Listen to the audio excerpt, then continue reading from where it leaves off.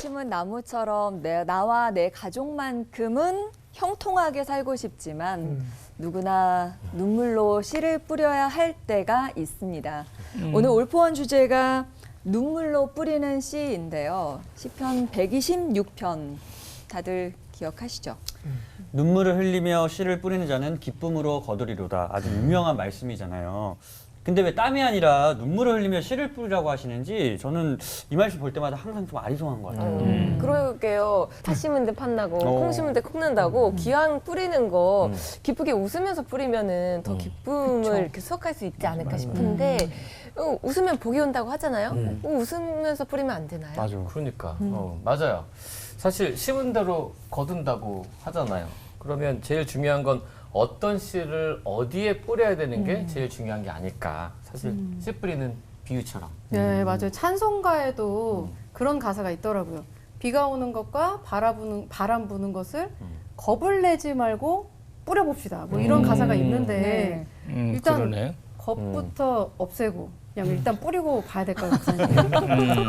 겁 없이. 없이. 네. 네. 묻지도 말고 따지지도 말고. 아까 그 우리 성호 형제가 네. 말씀하실 때 땀을 흘리면서 씨를 뿌리지 왜 눈물을 흘리? 그게 아마 단계인 것 같아요. 그러니까 우리가 그 기쁨으로 씨를 뿌릴 수 있겠죠. 예를 들면 뿌릴 양이 작다든지 할 일이 좀 작다든지 아니면 모든 환경이 잘 돼 있을 때. 근데 그 다음 단계는 아마 땀을 흘리면서 그러니까 뭔가 내가 노력을 해야만 결실을 기대할 수 있는 단계가 있을 거예요. 근데 그 단계를 넘어서면 눈물을 흘리면서 그러니까 뿌려도 날까라고 하는 그런 어떤 걱정 혹은 그 뿌리는 상황이 너무 힘들어서 뿌리지 않으면 안 되기 때문에 억지로 뿌려야 되는 상황. 땀 다음으로 흐르는 게 눈물이 아닐까. 그렇게 이해하면 아마 이 말씀이 조금 네. 예, 저는 오히려 그렇다고 여러 가지 상황들이 있는데 여기서는 아주 어려울 때 눈물을 머금고 눈물과 함께 뿌려야 되는 상황을 염두에 두고 얘기하는 것이 항상 눈물로 씨를 뿌리는 건 아니니까요. 네. 네. 성경에는 이제 씨를 뿌린다라는 얘기가 여기저기 많이 나오죠. 근데 이제 126편에서 씨를 뿌린다는 건 어떤 의미일까? 또 눈물도 이제 여기저기 많이 나와요. 왜 눈물을 흘리면서 해야 될 것인가?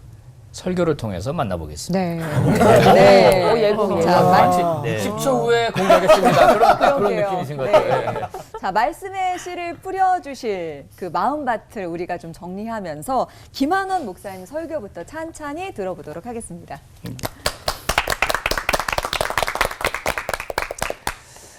눈물이 나도 뿌려야 합니다라는 제목으로 말씀을 증거하도록 하겠습니다. 시편 126편 이제 질문을 주셨잖아요. 왜 눈물을 흘리고 뿌려야 하느냐? 이 시의 내용을 잘 알려면 이 시가 언제 쓰여졌는지 또 누구에 의해서 쓰여졌는지 그거를 알게 되면 아마 그 의미를 더 잘 알게 될 것 같아요. 이 시편 126편은 성경의 역사로 보면 바벨론 포로 귀환 시대에 쓰였을 거다 그렇게 봅니다. 저자는 나와 있지 않지만 아마 에스라가 쓴 거 아닐까? 그분이 그 귀환 운동을 주도한 분이었으니까. 또 느헤미야도 아시죠?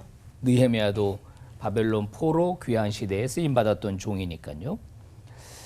우리가 성경을 보면은 안타깝게도 하나님의 나라라고 여겨졌던 이스라엘, 북이스라엘 망하고 남유다 망하잖아요.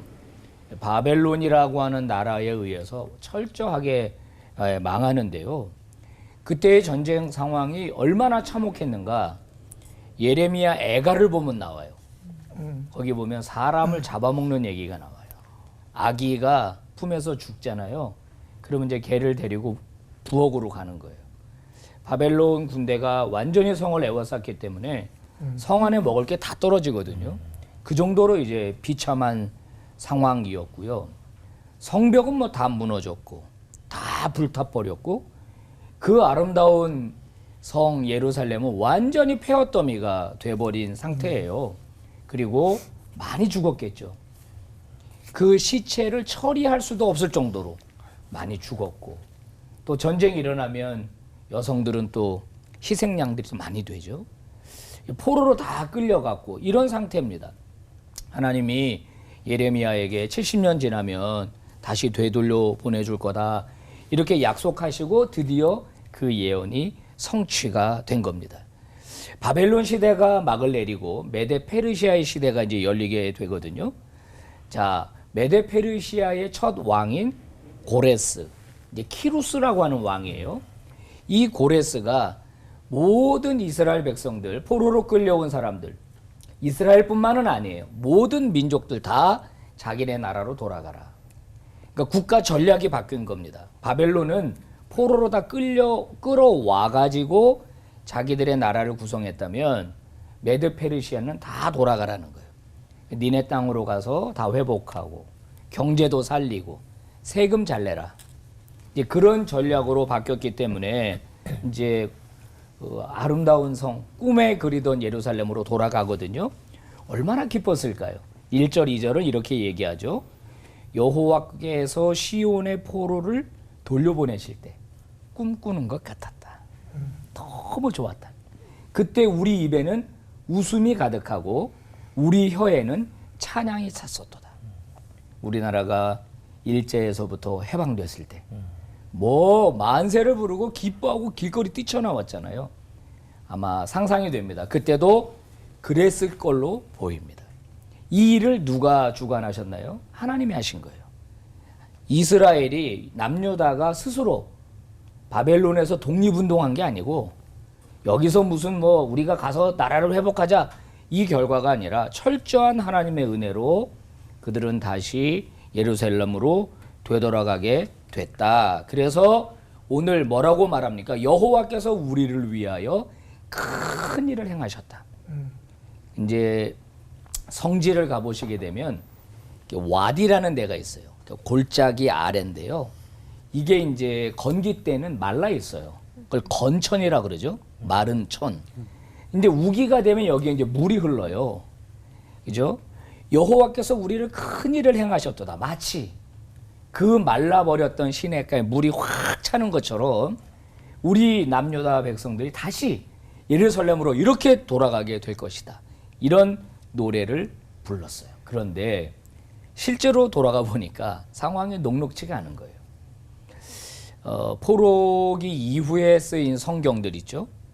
학개, 스가랴, 말라기, 그 다음에 뭐 느헤미야서, 에스라서를 보면 그때 상황이 너무 잘 나와 있는데 가보니까 아무것도 없어. 예루살렘에 돌아갔는데 아무것도 없어. 다 무너졌어. 자, 그들을 보호해줄 그 유일한 방어막인 성벽도 다 이제 무너졌죠. 이제 나라를 재건해야 돼요. 옛날 영광을 회복해야 돼요. 성전도 지어야죠. 집도 지어야죠. 밭도 일궈야죠. 다시 무역도 하고 장사도 하고 아기도 낳고 다시 나라를 되세워야 되는 거예요. 그런데 너무 힘든 상황이라는 거죠. 일단 그것도 그렇고 주변의 나라들이 가만히 있지를 않아요. 느헤미야서에 보면 뭐 아라비아 사람 게셈, 산발라, 도비아, 주변에 있는 국가들 에돔, 모압, 암몬, 얘네들이 블레셋, 예루살렘이 회복되는 걸 원하지 않아. 얘네들은. 그래서 상당히 쉽지 않았다는 거예요. 자, 그럼에도 불구하고 그들은 뭐라고 말합니까? 울더라도 씨를 뿌려야 한다. 우리가 힘들더라도 이걸 다시 일으켜 세워야 된다. 벽돌 한 장 쌓아야 되고 그 굳은 땅 일궈야 되고 쓰레기 다 치워야 하고 이런 일들을 해야 된다는 거예요. 그러면 어떻게 되는가? 결국 기쁨으로 단을 가지고 올 수 있다. 여러분, 이 지금 영상을 보고 있는 우리 시청자 여러분, 오늘 우리 중에 이런 상황에 처한 분들이 계실 거라고 생각합니다. 하나님의 백성으로 살아내느라고, 그리스도인으로 이 세상 살아내느라고 너무 힘들고 너무 괴로워 눈물을 흘리는 분들 분명히 있을 겁니다. 포기하고 싶고 다 내려놓고 싶고 그냥 끝내고 싶은 사람들 아마 있을 겁니다. 그런데 오늘 우리 하나님 뭐라고 말씀하시죠? 울더라도 뿌려야 한다. 울더라도 뿌려야 한다. 네가 할 수 있는 일, 네가 뿌릴 수 있는 씨를 뿌리라는 거예요. 그러면 어떻게 되는가? 반드시 기쁨으로 아멘. 수확물을 가지고 돌아올 날이 있을 것이다. 믿음으로 그 날들을 바라보고 뿌려라. 여러분 포기하지 마십시오. 다시 일어나십시오. 그리고 씨를 뿌리십시오. 아멘. 그러면 하나님께서 저와 여러분 또 우리 민족의 앞날 위에 크신 은혜 베풀어 주실 줄 믿습니다. 아멘. 기도하겠습니다. 하나님 아버지 감사합니다. 울더라도 뿌려야 한다. 주저앉지 말아라. 일어서라. 다시 용기를 내라. 무릎을 세워라. 하나님 말씀해 주셔서 감사합니다. 오늘 너무나 어려운 상황에 처해 있는 우리 국민들 또 사랑하는 우리 그리스도인들 주님 말씀 붙들고 용기 내게 하여 주시옵소서. 다시 일어나 다시 씨 뿌리는 자들이 되게 해 주시옵소서.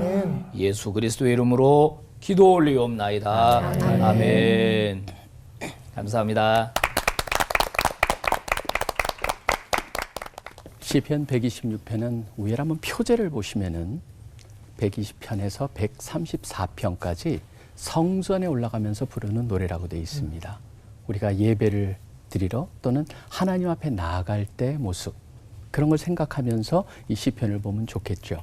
우리 김 목사님께서는 이거를 그때일 것이다 했지만 사실은 학자들은 잘 모릅니다. 정확히 이게 어떤 상황 속에서 주어졌는가. 이게 바벨론 유수에서 돌아왔을 때냐 아니면은 다윗이 압살롬의 반역이 다 정리된 후에 예루살렘으로 돌아오면서 한 것이냐 잘 모릅니다. 중요한 건 바로 뭐냐면은 여기에 1절에서부터 3절, 4절부터 6절까지가 굉장히 흥미롭게 대조를 보이고 있다라고 하는 것이죠. 1절부터 3절까지 보시면은 과거의 사건을 기억하는 겁니다. 근데 기억을 하는데 현재형으로 쓰고 있습니다.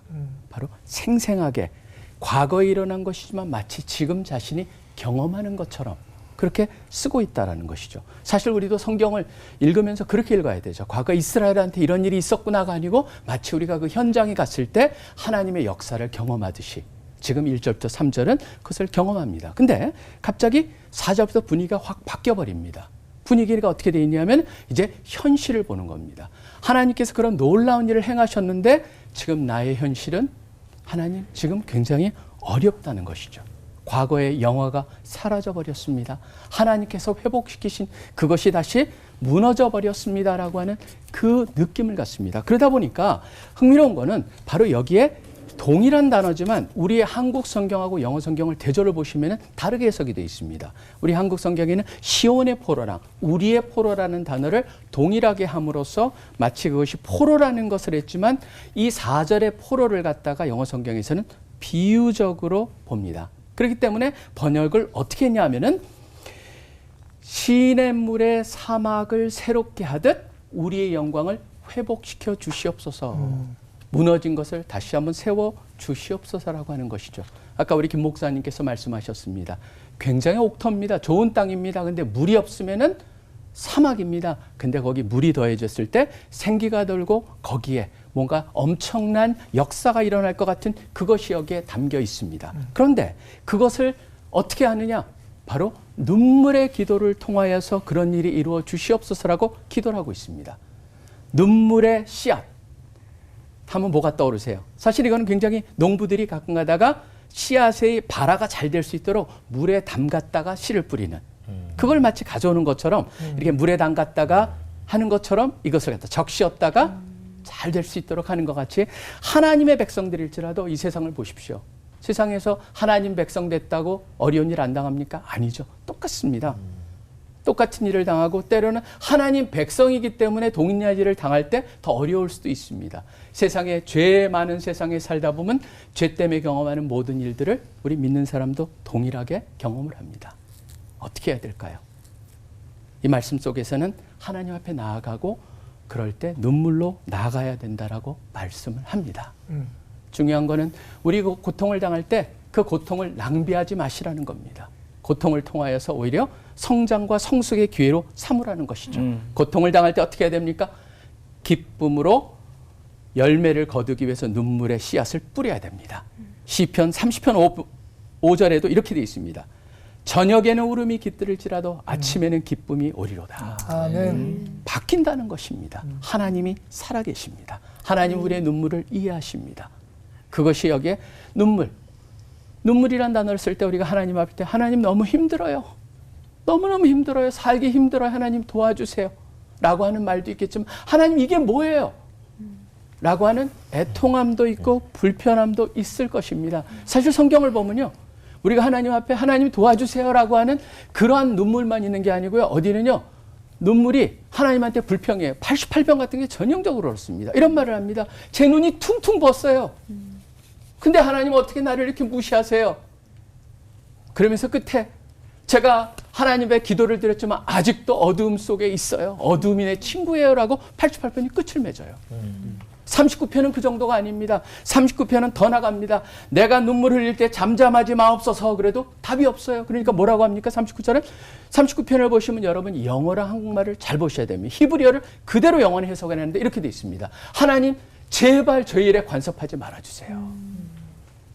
그게 그 마음이라고 하는 것이죠. 시편에 보면 이런 하나님을 향한 불평과 불만이 적지 않게 표현되어 있습니다. 저는 이걸 보면서 시편의 흐름을 봅니다. 시편에는 그런 시편들을 이것저것에 있으면서 무엇을 우리한테 가르쳐 주냐면 힘드세요? 하나님한테 하소연하고 싶고 불평불만하길 원하세요? 하시라는 거죠. 하나님이 받아주신다는 겁니다. 아멘. 눈물은 흘리는 자에게도 유익이 있습니다. 눈물을 흘리면서 우리 가운데 카타르시스가 일어납니다. 그리고 진솔하게 드리는 그런 기도가 하나님께 전달이 될 것입니다. 근데 흥미로운 게 있습니다. 시편은 제가 말씀드렸던 39편이나 88편, 126편의 눈물의 씨앗, 눈물의 기도. 그렇지만 이게 시편을 쭉 가시다 보면 마지막에 146편에서 150편까지 이걸 보면서 거기에는 할렐루야로 시작을 합니다. 유진 피터슨이 그걸 보면서 무슨 얘기냐면 시편을 보십시오. 1편부터 150편 편의 마지막 부분에 있는 끝부분이 뭡니까? 바로 찬양의 시편입니다. 찬양의 기도입니다. 어떤 기도를 하건 간에 심지어 눈물의 기도를 할지라도 궁극적으로 하나님께서 찬양으로 승화시킬 것이기 때문입니다. 아멘. 그렇기 때문에 그러한 하나님을 향하여서 여러분 상황의 포로가 되지 마시고 상황을 뛰어넘어서 힘이 드시면 눈물로 하나님 앞에 나아가셔서 기도하십시오. 눈물로 씨를 뿌리는 자는 오늘 말씀같이 반드시 기쁨으로 그 단을 들고 올 수 있게 하실 것입니다. 아멘. 기도하겠습니다. 하나님 아버지 감사합니다. 때로는 세상을 보면서 상황 속에서 우리가 더 좋아질 수 없겠구나라고 하는 절망 속에 빠지기도 하고 그럴 때 나오는 것은 애통함이고 또 그것이 눈물일 수밖에 없다는 것 그런 상황을 경험합니다. 근데 그럴 상황일지라도 그 눈물을 가지고 나아갈 수 있는 우리 하나님이 계시고 그것을 들어주시고 응답하실 하나님이 계심을 인하여서 아멘. 감사합니다. 늘 주님을 바라보면서 나아가는 우리 모두 되게 하여 주시고 기쁨으로 단을 가지고 돌아올 수 있는 우리를 아멘. 경험하기를 소원합니다. 모든 살아계서 역사하고 계시는 예수 그리스도 이름으로 간절히 기도합니다. 아멘.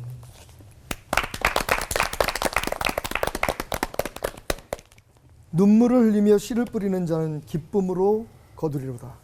울며 씨를 뿌리러 나가는 자는 반드시 기쁨으로 그 곡식단을 가지고 돌아오리라. 자, 이런 질문으로 한번 시작해 볼까요? 씨는 누가 만들죠? 아, 죄송합니다. 갑자기 훅 들어가니까 그죠? 네. 네. 씨는 누가 만듭니까? 열매? 씨는 네. 꽃? 씨는 하나님이 만드시죠. 막 생각해. 이 세상의 씨는 네. 생명을 담은 씨는 하나님이 만드신 거죠. 그럼 한 가지만 더 묻겠습니다. 열매는 누가 만드시죠? 하나님. 네. 씨가 씨가 만들죠. 그러니까 그 씨는 누가 만들어요? 하나님. 하나님이. 자, 제가 왜 이런 질문을 하냐면요. 이 5절 6절의 말씀, 시편 126편 5절 6절의 말씀을 씨에다 포커스를 두고 그리고 거두게 될 단에다가 곡식 단에다가 우리가 중점을 두고 읽으면 곡해가 됩니다. 그리고 잘못된 가르침이 발생할 수가 있죠. 솔직히 말해서 이 126절 지금 두 분 목사님 말씀하신 것처럼 이렇게 심오하고 정말 깊은 은혜가 있음에도 불구하고 가장 많이 오남용된 말씀 중에 하나가 아닐까 생각해요. 그리고 우리가 대부분 그렇게 생각합니다. 도대체 무슨 씨를 심어야 되지? 그럼 우리가 뭘 거두게 되지? 그런데 사실 이 말씀의 핵심은 씨와 단에 있지 않습니다. 씨는 하나님이 주신 거예요. 그리고 단도 역시 하나님께서 거두게 하실 겁니다. 우리 목사님들이 말씀하신 것처럼 지금은 힘들고 어렵지만 우리가 하나님의 역사하심을 믿고 의지하고 해야 할 일을 지금 하고 기도로 심고 그리고 그 단을 거둘 것을 기대한다면 하나님께서 그렇게 해주실 것이다. 사실 이 말씀의 핵심은 태도입니다. 씨가 아니라 하나님이 하시는 일, 우리가 그것을 눈물 흘리면서 할 수 있느냐. 눈물이 나는 일이지만 우리가 하겠느냐라고 하는 질문이 오늘 이 말씀에 담겨져 있고 그리고 단을 거둘 때까지 하나님께서 열매를 맺게 하시는데 요한복음 15장의 포도나무의 비유처럼 하나님께서 열매를 맺게 하실 텐데 그 열매를 맺는 순간까지 나는 어떤 믿음으로 기다리고 그리고 주님 안에 머물 것인가. 자, 오늘 말씀 이미 봉독됐으니까 다시 반복하지 않겠습니다만 1절에서부터 3절까지는 아주 감격과 감탄으로 시작되잖아요. 거기에 주목할 만한 단어는 이건 것 같아요. 꿈을 꾸는 것 같았다. 우리가 흔히 말하는 꿈이야 생시야. 너무 놀라운 일이에요. 그 얘기는 일어날 수 없는 일이 일어났다는 거예요. 사실 마음속에 바라고는 있었지만 일어날 거라고 생각하지 않았던 일이 일어난 겁니다. 그래서 뭐라고 고백하냐면 와우! 이거 레알? 진짜야? 꿈이야? 생시야? 그게 하나님께서 우리의 삶에 이루시는 일입니다. 우리 구원받은 것 이거 꿈이야 생시야? 나 같은 죄인이 나 같은 사람이 하나님의 종이 돼서 오늘 이 자리에 서서 말씀을 전하는 것 찬양을 하는 것 이거 꿈이야 생시야? 사실은요 우리의 삶에 하나님께서 하시는 특별한 일들이 있습니다. 우리가 할 수 없는 하나님이 하시는 일이 있어요. 자, 그런가 하면 오늘 4절 말씀은 제게는 굉장히 은혜가 된 말씀이었어요. 이 말씀을 읽으면서 아주 생뚱맞게 제가 무슨 생각이 들었냐면 옛날에 우리 조상들이 그리고 지금도 시골에 가면 그렇게 있는데 감나무에 보면 감을 다 수확하고 난 다음에 한두 개를 달아놓죠. 그걸 까치밥이라고 얘기합니다. 예. 까치한테 먹을거리를 주기 위해서 하나에 두 개를 남겨두는데 저는 4절 말씀이 까치밥 말씀이라고 생각해요. 축복의 까치밥. 무슨 얘기인가 하면 하나님께서 정말 우리가 상상할 수 없는 일을 이루어 주셨지만 우리의 기도의 거리, 우리가 하나님을 끝까지 의지할 수밖에 없는 문제거리들을 항상 우리의 삶 속에 조금은 남겨두신다는 거죠. 축복입니다. 까치밥입니다. 너 이거 없으면 까치야. 너 이 감 없으면 굶어 죽겠지. 마찬가지로 만약 아직도 돌아오지 않은 그런 포로들 그리고 혹은 아직 해결되지 않은 문제 때문에 내가 하나님을 의지할 수 있다라고 하는 그 여지가 남아있지 않다면 사실 우리는 저주받은 거죠. 하나님이 다 해주시면 그죠? 하나님 다 이루어주시면 하나님 앞에 다 맡기면 그러니까 결국 이 4절 말씀은 축복의 까치밥이다. 축복의 까치밥. 자, 그러면서 나머지 5절과 6절로 서서히 넘어가는데 그 교훈이 뭡니까? 결국 씨를 주시는 것 하나님, 열매 맺게 하시는 것 하나님, 하나님이 하실 일이 있고 우리는 뭐예요? 눈물을 흘리지만 힘들지만 어렵지만 어떤 상황에서도 하나님께서 우리에게 시작하신 일, 씨잖아요. 그 일을 우리가 받아들이고 주님의 일에 동역하는 거죠. 그리고 기다림을 통해서. 근데 그냥 기다리는 게 아니라 물을 주고 또 그 김을 매주는 농부처럼 하나님이 이미 이루실 일에 대한 믿음과 신뢰를 가지고 우리가 할 수 있는 일들을 굳건히 해 나갈 때 결국 하나님의 기쁨의 열매가 우리에게 주어질 것이다 라고 하는 얘기죠. 저는 이 말씀을 읽으면서 이런 문구가 생각났어요. Without him we cannot. Without us he will not. 번역하면 이런 뜻입니다. 하나님 없이 우리는 아무것도 할 수 없어요. 그러나 우리 없이 하나님은 또한 아무 일도 하지 않으십니다. 오늘 이 말씀을 통해서 저는 지금 하나님께서 이루시는 일에 우리가 어떻게 믿음으로 동참하고 또 하나님이 이루실 일에 대해 어떤 기대로 기다려야 하는지 그 깨달음이 담겨 있다고 생각합니다. 기억하십시오. 하나님 없이 우리는 아무것도 할 수 없습니다. 그러나 여러분 없이 하나님은 아무 일도 하지 않으십니다. 오늘도 눈물로 씨를 뿌리는 자들에게 기쁨으로 단을 거두는 축복이 있으시기를 주님으로 축원합니다. 아멘. 기도합시다. 하나님, 그렇게 하나님이 우리 아버지가 되어주셔서 우리의 삶의 주인 되어주셔서 감사하고 감격하며 오늘 말씀을 받았습니다. 아버지. 주님, 우리가 할 수 없는 일 혹은 우리가 해야 될 일 외면하거나 혹은 절망하지 않게 하시고 하나님이 이미 우리 안에 시작하신 그 선한 일, 자라게 하신 씨와 맺게 하실 열매를 기대하며 지금 이 순간 눈물을 흘릴지라도 땀을 흘릴지라도 마음이 아플지라도 주님을 철저하게 신뢰하며 우리에게 주어진 일을 감당하는 하나님의 사람들 되게 하여 주옵소서. 아멘. 주님과 함께 곡식단을 안고 크게 웃으며 찬양하는 순간을 상상해 봅니다. 그 기쁨이 이 땅에, 교회에, 우리 모두에게 있게 하여 주옵소서. 아멘. 예수님의 이름으로 기도드렸습니다. 아멘.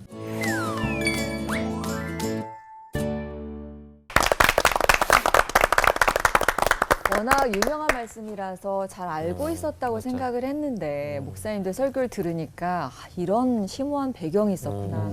그 말씀이 오늘 너무나 새롭게 들리는 것 같아요. 다른 분들은 어떠셨어요? 저는 좀 너무 쉽게 생각했었던 말씀이 아니었나 그런 생각이 네. 좀 들었어요. 사실 그 이스라엘 백성들이 그 포로 생활에서 돌아왔지만 척박한 이스라엘 땅에 그 씨를 뿌리는 게 되게 어려웠던 거였잖아요. 그런 것처럼 우리도 죄 중에 있다가 또 이런 세상에 있다가 하나님께로 돌아와서 매일같이 사실 믿음의 씨앗을 심는 게 쉽지 않거든요. 그래서 거둔다는 보장이 없더라도 씨를 꼭 뿌려야 되나요? 그것도 눈물로? 그게 왜 중요한지 한번 말씀해 주시면. 그 거둔다는 보장은 확실히 있죠. 아, 있어요. 예. 문제는 내가 원하는 걸 걷느냐 안 걷느냐의 문제죠. 맞아. 하나님이 이미 모든 것을 합력하여 선으로 이루시는 계획을 가지고 우리의 삶을 주관하고 계시잖아요. 그러니까 사실 우리들의 실망이나 좌절이 어디서 오냐면 내가 원하는 것을 못 거두니까 맞아요. 그런 거예요. 내가 원하는 만큼 못 거두니까 그게 문제인 것이지. 우리보다 우리를 더 잘 아시는 하나님께서 우리에게 얼마만큼이 필요한지 뭐가 필요한지 아시는 하나님께서 이미 우리의 삶에 거둘 것을 예비해 놓으셨죠. 그러니까 사실 신앙이란 그걸 인정하는 거예요. 그걸 받아들이는 거예요. 그러니까 걱정하지 마시고 그냥 뿌리세요. 네. 네. 근데 오늘 말씀에도 우리 박 목사님 말씀이 100% 맞는 게 거기에 보면 우리가 동그라미를 막 저로 밑줄 쳐놔야 되는 게 반드시 아멘. 그 단어가 있잖아요. 그러니까 하나님이 반드시라고 하는 것. 그래서 우리가 원하는 것을 얻지 못할지라도 때로는 우리가 원하는 것을 얻지 못할지라도 우리의 눈을 바꿔주셔서 하나님이 기뻐하시는 걸 얻게 만드시니까 그건 반드시가 제일 좋은 것 같아요. 그리고 지금 이 상황을 보면서 저는 이 시편 126편이 지금 우리 한국 교회와 지금 상황을 참 잘 보여준다는 생각이 들어요. 한국 교회가 축복을 받아서 성장하고 전도하면은 사람들이 막 오고 저는 이제 청년들 사역을 하다 보니까 청년들이 막 그 캠퍼스에서 전도하면은 접할 수가 있었는데 지금은 너무나 싸늘해진 그런 것을 보면서 오히려 주님 그때는 그랬는데 지금 어떻게 합니까? 전해야 된다고 그러고 전도의 씨앗도 뿌려야 된다고 그러는데 과연 어떻게 뿌립니까? 라는 그런 생각이 들었어요. 저는 오히려. 그러면서 주님 이걸 어떻게 해야 돼요? 그런데 오늘 말씀을 통하여서 상황이 그럴지라도 바로 걱정하지 마. 반드시 거둘 거야. 아멘. 반드시 단을 진짜 우리가 안고 기뻐할 수 있는 순간이 올 거야. 라는 그런 것이 있기 때문에 사명이고 역할이라고 하는 다시 확신을 주는 그런 말씀 같은 느낌이 있습니다. 아멘. 네. 우리는 이제 보장이 없다고 생각할 수 있으니까 보장이 없는데 왜 뿌려? 이렇게 생각이 되잖아요. 근데 성경에 보니까 예수님이 가르쳐준 비유 말씀 중에 여러 개가 있는데 스스로 자라는 씨의 비유가 있어요. 자고 일어났는데 이게 자라 있어. 이제 그거를 이제 학자들이 뭐라고 말하냐면 이 하나님 나라 복음의 이게 필연성이다. 그리고 확장성이다 그러거든요. 근데 그 전에가 뭐냐면 은닉성이에요. 잘 안 드러나. 그래서 이제 미미할 것 같지만 하나님의 복음, 하나님의 말씀은 심으면 반드시 필연성으로 자란다 하는 게 있고 고린도전서 3장에서 사도 바울이 그런 얘기했죠. 나는 심었고 아볼로는 물을 주었는데 자라게 하시는 분은 하나님이시다. 그걸 믿으면 뿌릴 수 있게 되고 설령 눈물을 흘리면서 뿌리는 상황이 되더라도 뿌릴 수 있을 것 같다 이런 생각이 드네요. 네. 비가 오지 않아서 씨가 좀 다 말라버리지 않을까 이런 걱정도 되고 또 뿌려놓은 씨를 새가 물고 가버릴 걱정도 있고 심지어 걷어들이지 못할 상황이 될지라도 하나님께서는 우리에게 오늘 씨를 뿌리라고 하시는 거군요. 그렇다면은 우리가 씨 뿌리는 농부의 마음을 좀 더 잘 헤아려 본다면 좋겠어요. 그래서 준비했습니다. 울더라도 뿌려야 한다. 그 참뜻을 적용하기 위한 질문 타임. 저부터 질문을 드려보도록 하겠습니다. 이 울며 씨를 뿌리는 이유는 기쁨의 단을 거두기 위해서잖아요, 김한우 목사님. 네. 대체 이 어떤 씨를 뿌려야 기쁨의 단을 거둘 수 있는지 지금 그리고 뿌리는 씨가 이 씨가 과연 좋은 씨인지 아니면 나쁜 씨인지 이 중간 점검을 해볼 수 있는 방법이 있을까요, 목사님? 있죠. 있습니다. 이제 취업을 준비하는 친구들 뭐 시험 준비하잖아요. 네. 일종의 이제 씨를 뿌리는 거라고 볼 수 있을 거예요. 비즈니스 하시는 분들 이거 성공시키기 위해서 어떤 노력을 하는 것 일종의 뭐 씨를 뿌리는 행위라고 볼 수 있겠죠. 미래를 바라보면서. 근데 이게 하나님의 영광과 연결되게 하는 게 매우 중요해요.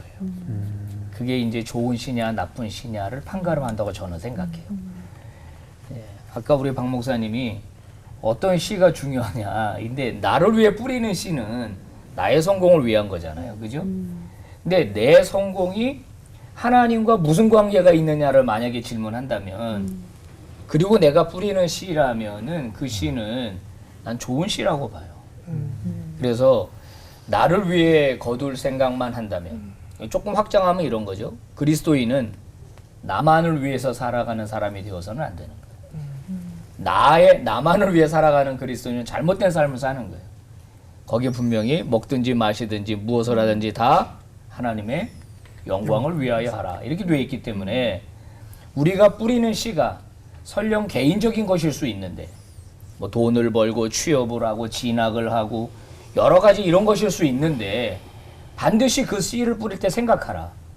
이것이 하나님 나라를 위한 것인가? 나의 영광을 위한 것인가? 그거를 점검한다면 좋은 씨냐 나쁜 씨냐가 이제 판가름 날 거라고 봐요. 그러면 박성민 목사님께 질문을 드릴게요. 좋은 씨를 뿌리며 최선을 다한다고 했는데 그럼에도 불구하고 원하는 것을 거두지 못할 때가 많잖아요. 그럴 때는 굉장히 살 길이 막막할 때가 있는 게 사실인데 눈물의 기도마저 통하지 않으면 저희 어떻게 해야 되는지 기도 응답이 없으면 회복도 열매도 없는 거 아닐까요? 사실은 굉장히 이게 어려운 질문이죠. 현실적으로, 실전적으로 봤을 때 참 어려운 질문이에요. 뭐 우리가 이상적인 답을 주기는 참 쉬운데 당하는 사람들한테 참 힘들거든요. 그러니까 제가 시편을 보면서도 느끼는 게 아까 설교 시간에 잠깐 말씀드렸지만 39편이나 88편 같은 게 참 와닿는 게 거기에 있어요. 시편 150개 중에서 맞아요. 39편 같은 데도 보면은 주님 좀 가만히 놔두세요, 저를. 그리고 88편도 막 눈이 퉁퉁 붓도록 지금 기도했는데 하나님 답이 없어요. 왜 조용하세요? 지금 어둠이 내 친구야. 그러고 끝나버려요. 그러니까 그런 마음이 들 때 그렇지만 저는 이제 시편 전체를 통해서 궁극적으로 146에서 150편을 가면 할렐루야로 다 찬양으로 바뀌잖아요. 결국 찬양으로 인도하신다. 그렇다면은 거기서 일어나는 게 두 가지라고 생각해요. 하나는 우리의 관점을 때로는 변화시켜 주시기도 한다. 어느 시점에서의 응답이냐 아니냐라고 하는 시점이 어디냐에 따라서 그게 응답일지 아닐지가 결정될 수도 있다. 그 두 가지를 잘 보여주는 게요. 저는 도단이라고 하는 도시, 지역을 딱 보면은 도단에서 일어난 두 가지 사건이 하나가 있어요. 두 개 다. 하나는 뭐냐면 요셉이 형들한테 팔리는 것이 도단이에요. 그리고 도단에 또 언제 일어나냐면 엘리사가 도단성에 갇혔을 때 아람 군사들이 오는 열왕기하 6장의 도단이에요, 거기도요. 근데 도단의 특징이 바로 뭐냐면 이 요셉 같은 경우에는 그때는 형들이 해를 가하려고 그랬는데 요셉의 고백에 나오잖아요. 형들은 나를 죽이려고 해를 가하려 때 하나님께서 우리 가족들을 살리려고 이걸 하셨다. 그러니까 거기에 보면은 관점을 바꾸고 우리로 하여금 모든 상황을 하나님의 관점으로 볼 수 있게 도와주시는 게 도단에서 일어나는데 여기 열왕기하의 6장에 나오는 거는 지금 아람 군대가 가서 다 이제 죽었습니다 하고 해가지고 하인이 와가지고 엘리사한테 얘기하니까 엘리사가 뭐라고 합니까? 하나님 이 하인의 눈을 열어서 현실을 보게 해주십사 했더니 보여준 게 바로 불병거랑 불말을 보여주시거든요. 그러니까 저는 두 가지를 생각해 봐야 된다는 생각이 들어요. 이 질문 자체를 들으면서 그렇게 느끼는 것이 지금 이 순간이지만 조금 더 하나님을 의지하고 기다려 보십시오. 그럼 하나님께서 바꿔주실 수 있다라는 확신을 가지고 기다려 주십시오. 그리고 하나님의 시각으로 보신다면은 지금 형제나 자매가 갖고 있는 그 관점이 하나님의 관점으로 바뀔 수도 있을 겁니다. 아멘. 그렇게 답을 드리고 싶어요. 아까 이 말씀들을 다 이렇게 들어보면 네. 인생을 저희가 또 이제 경작해 갈 때 네. 하나님께서 하실 일과 인간인 내가 해야 할 일이 따로 있음을 이렇게 좀 깨닫게 해주시는 것 같아요. 맞죠. 이 포로 생활을 끝나게 해주셨으니 이 복원도 하나님이 해주시면 좋을 텐데 왜 하나님이 하실 일과 인간의 몫을 따로 두시는 이유가 뭔지 이거를 좀 지금 그 말씀하신 그걸 네. 그 전문적인 표현으로 말하면 손 안 대고 코 풀라고 그러는 거예요. 그렇죠. 그죠? 맞아. 너무 경망스러운데. 갑자기 고급스럽다가 그러니까 내가 있으면 꼭 이렇게 지저분해져. 근데 뭐 어떻게 하겠어. 그게 나인데.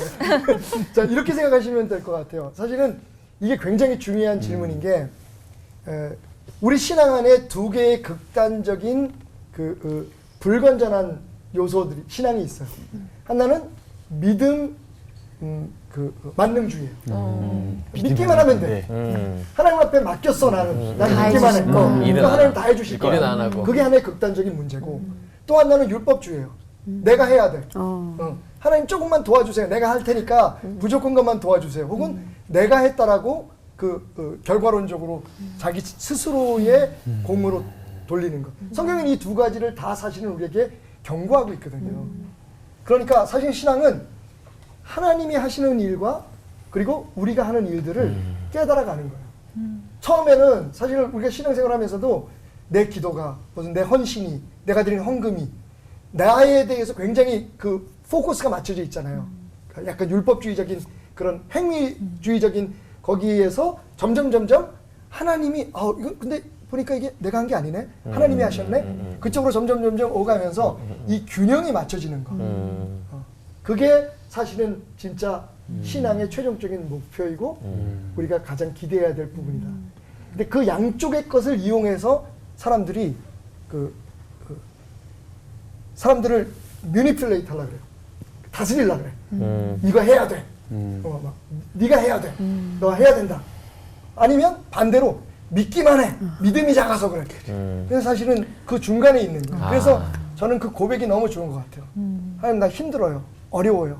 내가 믿습니다만 그렇게 고백을 억지로 할 게 아니라 진짜 내 곁에 내 기도를 들어주시는 하나님. 그러니까 하나님 해주시는 일에 내가 믿음으로 함께 동참할 수 있도록 하나님 나 힘들고 어렵고 근데 내가 할 일을 알려주세요. 내가 어떻게 견뎌낼 수 있을까? 그 성경은 또 그 답도 줘요. 모든 일에 감사함을 하나님께 아뢰라. 염려하지 말고 근심하지 말고. 그게 이제 우리가 할 일이고.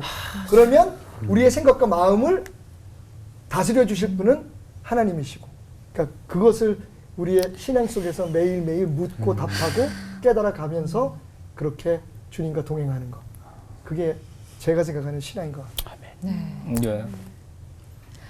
하나님께 은혜 달라고 떼쓰는 게 아니라 하나님 힘들지만 오늘도 눈물 흘리면서 씨를 뿌리러 나가겠습니다. 나머지는 하나님이 책임져 주세요라고 맡길 수 아멘. 있는 네. 믿음. 저는 제 할 일을 하겠습니다. 이렇게 맡기는 기도였던 거네요. 네, 그래서 목사님들께 또 궁금한 게 있는데요. 목사님들께서도 이렇게 눈물로 씨를 뿌리시면서 맡기는 기도를 하셨던 일화가 있으셨는지 궁금하고요. 또 그것을 통해서 어떤 열매나 또 변화가 있으셨는지 궁금합니다. 저는 2020년이라고 하는 그 한 해를 돌아봤을 때 올해 전체에 참 이렇게 눈물을 진짜 씨를 뿌린 적이 좀 드물 거다라는 생각을 참 많이 했어요. 2020년은 어느 누구보다도 계획을 많이 했었고 기대를 많이 했었고 그러잖아요. 2020 그래서 네. 눈도 2.0 가장 좋듯이 비전의 해라고 그래서 비전을 그렇게 많이 세워놨었어요. 심오한 뜻이 있군요. 그래서 비전을 세우고 계획을 많이 하고 시력이었구나. 기대를 많이 가지고 맞아. 엄청나게 했었는데 전 다 무너진 거죠. 이제 그러면서 주님 왜 그렇습니까? 사실은 그 주님한테 섭섭함 있었죠. 섭섭함이 뭐냐? 주님 그렇게 계획하고 기도했었고 수많은 사람들이 전 세계에서 기도를 하고 이렇게 준비하고 이런 꿈을 꿨는데 주님 어떻게 이럴 수가 있어요? 그런 마음. 또 그리고 주위에 보면은 같이 함께 하겠다는 분들이 여러 가지 상황 속에서 같이 못하게 되고 하지 못하게 되고 그런 걸 보면서 마음이 너무너무 아팠고 그러다 보니까 눈물의 기도가 참 많았던 것 같아요. 근데 제가 그런 거 순간순간에 그런 제 스스로한테도 갖고 있었던 하나님을 향한 섭섭함과 애통함이 나중에 왜 그러셨는가 지금 이제 모든 것을 다 지나간 상황 속에 하나하나 느끼기 시작을 해요. 그러니까 결국 그 순간 2020이라고 하는 한 해 동안 가졌던 그것 때문에 그것이 무너져 버리고 실행이 되지 않았기에 가졌던 그런 아픔의 통함이 오히려 제가 2025년, 30년까지 같이 우리 주위에서 기도하면서 꿈꿨던 그런 모든 것들을 조금 더 빨리 우리한테 다가오게 만드는 그래서 압축을 해가지고 미래를 더 준비할 수 있는 기회를 주셨다는 것을 깨닫는 순간에 다시 그것이 제가 들고 오는 진짜 곡식단을 들고 오는 듯한 기분을 느껴요. 그래서 올 한 해 전체 스토리가 다 그랬어요. 저는 올 한 해가 진짜 눈물로 뿌리는 그런 기도의 해였다. 그렇지만 하나님께서 반드시 그런 기쁨으로 단을 그렇게 갖고 들고 거둘 수 있게 도와주신다라는 것을 또 경험하는 해이기도 했습니다. 그래서 참 특별한 해다. 아마 평생 잊지 못할 것 같아요. 맞아요. 네. 제 경우에는 뭐 눈물로 씨를 뿌렸던 그런 그 경험들이 되게 많은데 지금 기억으로는 지금부터 28년 전쯤에 제가 지금 섬기고 있는 28년째 섬기고 있는 베델교회에 처음 이제 부임하게 됐을 때의 상황이었어요. 목회하시던 창립자 목사님께서 이제 질병으로 누워서 8년째 병원에 누워 계신 상태에서 이제 교회가 계속 유지되고 있었고 그 사이에 굉장히 어려움이 많았어요. 흔히 우리가 말하는 목자 이런 양 같은 그 안에서 분쟁도 일어나고 다툼도 일어나고 심지어는 법정에 소송도 걸리고 막 이런 상황 속에서 제가 뭐 지금은 이제 하나님께서 부르셔서 왔다고 생각하지만 얼떨결에 거기 툭 던져진 거예요.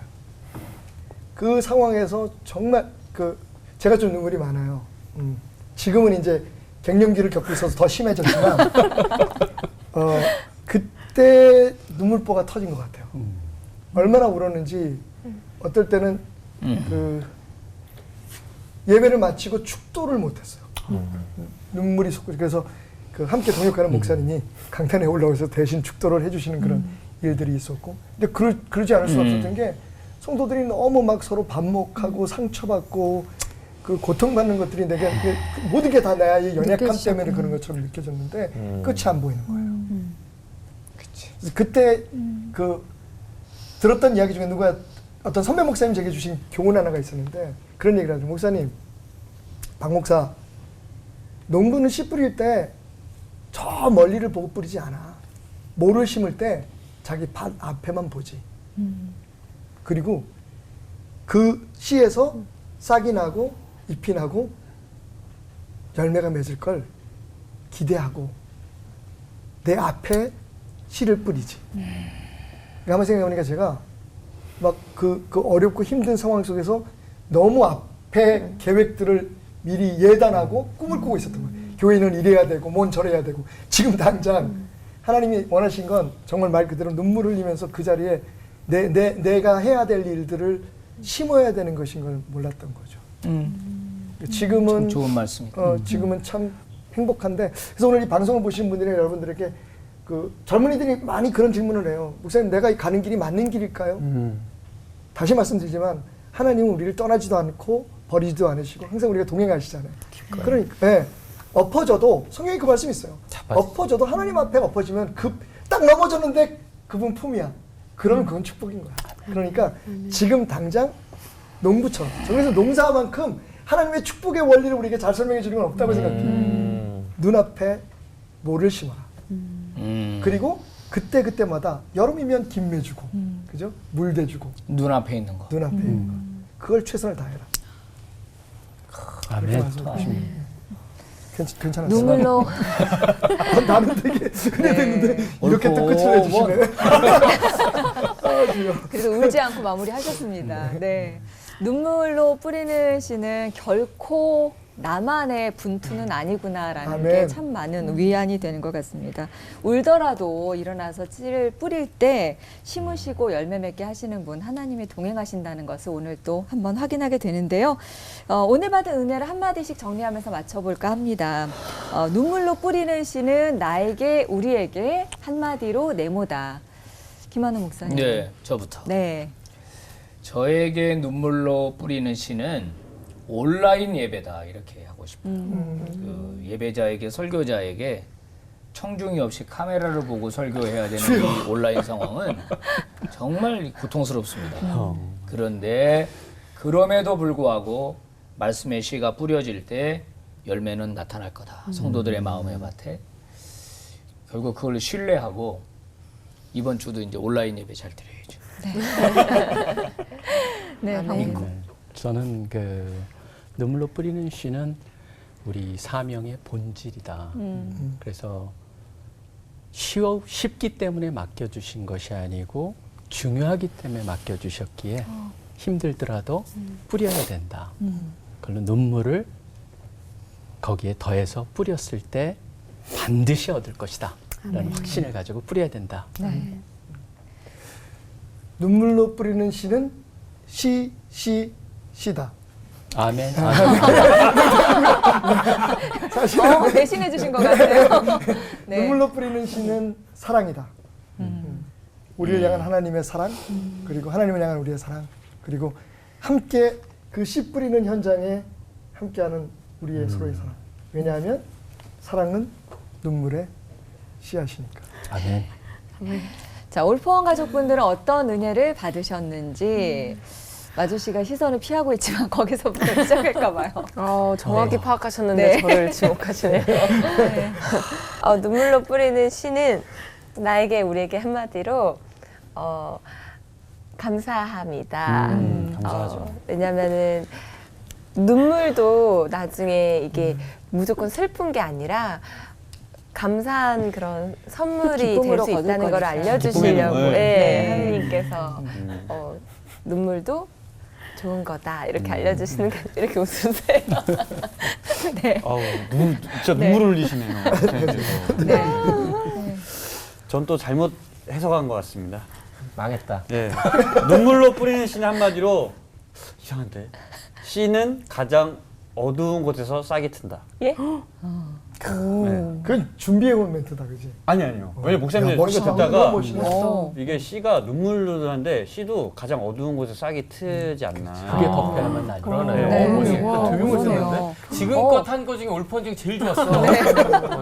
눈물로 뿌리는 씨는 가장 어두운 곳에서 싹이 튼다. 네. 네. 자, 안경을 왜 벗으세요? 그러니까 왜 벗어? 나 울는 왜 벗은 거야? 이게 또 잘못됐네. 안나 눈물 없어. 그렇지 울었어야 됐어. 눈물이시다, 눈물이시. 아, 네. 자, 오은 씨는.